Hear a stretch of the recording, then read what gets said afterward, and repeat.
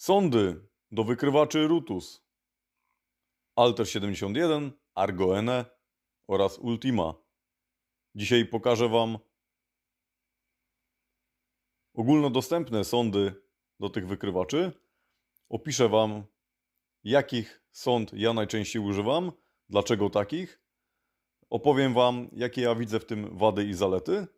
A na samym końcu filmu pokażę Wam sondy, które najbardziej optymalnie nadają się na poszukiwania w słonej wodzie, na słonej plaży, czy na terenie dość mocno zmineralizowanym. Zapraszam. Sondy podzieliłem w zależności od wielkości. Największa sonda 15-calowa, nie ukrywając, bardzo duży zasięg, zwłaszcza jeżeli chodzi o duże przedmioty. W każdych wykrywaczach zawsze użyjemy dużych sond, jeżeli chodzi o poszukiwania bardzo głęboko leżących przedmiotów, a to z tej przyczyny, że możemy detektor wyżej podnieść, tym samym separujemy go od śmieci, nadal utrzymując pewien zasięg. No, taka jest przewrotność, że czym wyżej podnosimy wykrywacz, tym większy mamy zasięg, ale o tym w innym odcinku. Jest to sonda dość lekka, bardzo przyjemnie się z nią chodzi, chociaż jest największych rozmiarów. Tutaj mamy 3 sondy 13-calowe, nieco mniejsze. Sonda ma z polskiego producenta. Ona się charakteryzuje tym, już na pierwszy rzut oka, że jest szara. Nie ma takiego dryftu temperaturowego przy bardzo niskim sacie na pełnej statyce. Jest to sonda bardzo twarda, bardzo ciężka, jeżeli chodzi o jej własności. No, wadą jest to, że ona jest ciężka. Wadą jest to, że ciężko utrzymać długo chodząc wysoko detektor. No, po prostu boli ręka. Ta sonda 13-calowa no jest taką optymalniejszą sondą, ponieważ jest lekka, no ale niestety nadal jest czarna. Dla ludzi, którzy używają detektorów w pełnej statyce, zawsze będzie lepiej używać sondy jasnej. Ale ta sonda znowu jest ciężka. Bardzo mi się spodobała i naprawdę najlepsze wrażenie na mnie zrobiła ta nowość. Czyli 13×9 cali, jak dobrze pamiętam, Tiger firmy Mars MD. Ta sonda jest takim, jak dla mnie, dlatego tak to ułożyłem, taką alternatywą. Jej najczęściej używam teraz w sytuacjach, kiedy wchodzę do lasu. Wiem, że zależy mi na poszukiwaniach przedmiotów też głębokich, ale potrzebuję szybko przejść po lesie. Ale chcę mieć już zapiętą sondę, która pozwoli mi uzyskać bardzo głębokie i duże sygnały. Wtedy używam tej sondy i tej najczęściej teraz z niej korzystam. Pamiętajcie o tym, że ta sonda jest zawsze większa od standardu. Już czuć na ręce tego typu sondę. Czuć, jak wykrywacz na bokach jednak podciągnie tą sondę. Jest to wyczuwalne. Dlatego te sondy położyłem wyżej od standardu, no bo tutaj mamy te fajne wyważenie, tu już jednak przy dużych sondach wyważenie zaczyna nam się gubić. Standardu używam przy poszukiwaniach takich zwykłych, kiedy mam po prostu zapiętą tą sondę najczęściej na detektorze. Jeszcze nie wiem, czego chcę szukać, po prostu przechodzę po terenie, nie mam sprecyzowanych poszukiwań. Zaczynam na standardzie poszukiwania i od drobnych przedmiotów oraz dużych i głęboko. Tu już mamy sondy nieco specjalistyczne, zwłaszcza przeznaczone do drobnych przedmiotów, czyli sonda DD23 oraz CC23 i snajperka. Ta sonda na mnie zrobiła najlepsze wrażenie przy poszukiwaniach, ponieważ ta sonda jest lekką sondą, jest bardzo przyjemna w chodzeniu.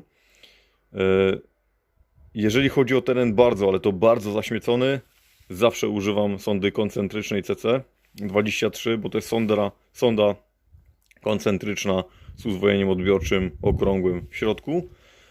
Jest bardzo punktowa, bardzo przyjemnie się z nią chodzi. Wielu poszukiwaczy na początkowe swoje przygody z detektorami, zwłaszcza jeżeli chodzi o poszukiwania drobnych przedmiotów, wybiera i chodzi na sondach CC, czyli koncentrykach. Ta sonda jest bardzo przyjemna, naprawdę bardzo ciekawa, ale jeżeli chodzi o wchodzenie w jakiś teren, w którym są krzaki, trzeba tą sondą szarpać, sonda potrzebuje mocnej stabilności. Jeżeli potrzebuje DD głęboką, to zakładam tą, albo zakładam tą w krzaki. To są sondy na bardzo ciężkie dla mnie tereny, na drobnice, w krzaki. Nie używam standardu, nie używam większych. Też nie używam tej sondy. W krzaki używam tych dwóch. A jeżeli jest ekstremalnie zaświecony teren, zawsze używam CC. No i ostatnia sonda jest to malutka snajpereczka. Tej sondy używam tylko i wyłącznie do wyłuskiwania powierzchniowych rzeczy w wysypiskach śmieci, największych wysypiskach śmieci, tylko do powierzchniowych poszukiwań, nie licząc w ogóle na żadną głębokość, tylko wyłącznie na powierzchnię, oraz używam jej do poszukiwania mikronów, czyli przedmiotów wielkości 1-2 mm, które wiem, że gdzieś na powierzchni mogą zalegać. Tylko i wyłącznie w tej sytuacji używam tej snajperki. Nie używam jej w ogóle do chodzenia po polu za poszukiwaniami monet, bo nie będzie miała żadnego mocnego zasięgu. Ona głównie ma za zadanie separować obiekty na powierzchni oraz wskazywać najmniejsze przedmioty, jakich szukamy. Także obecnie mamy 9 sond dostępnych do wykrywaczy Alter 71, Argo N oraz Ultima. Jeżeli szukamy sondy, która najbardziej będzie optymalną sondą do poszukiwania w słonym morzu czy na mokrej, słonej plaży, ja osobiście polecam, zalecam używanie sondy CC23 firmy Rutus. Jest to jedna z ciekawszych sond lub sondy DD23 lub sondy snajperki Marsa. Te trzy sondy znakomicie nadają się do poszukiwania właśnie w takich zasolonych terenach. Tak samo te trzy sondy polecam do używania, jeżeli chodzi o poszukiwania drobnych przedmiotów kolorowych i ogólnie poszukiwania w ciężkich glebach. Takimi glebami są właśnie grunty w Anglii, część gruntów w Polsce, grunty w Irlandii. Jeżeli chcecie coś wiedzieć na temat gruntów, serdecznie zapraszam do filmu, który specjalnie nakręciłem, tłumacząc, jak detektory zachowują się w różnych gruntach, jak to naprawdę z tymi gruntami jest. Także zachęcam do zapoznania się z filmem, wiele pomoże, a te sondy, które opisałem, polecam do używania, głównie jeżeli chodzi o słone i zmineralizowane tereny. Jeżeli macie pytania jakieś w komentarzach, śmiało piszcie, opiszę Wam coś więcej na temat tych sond. To jest moje takie skrótowe opisanie sond, których używam, czyli praktycznie wszystkich, do tych detektorów.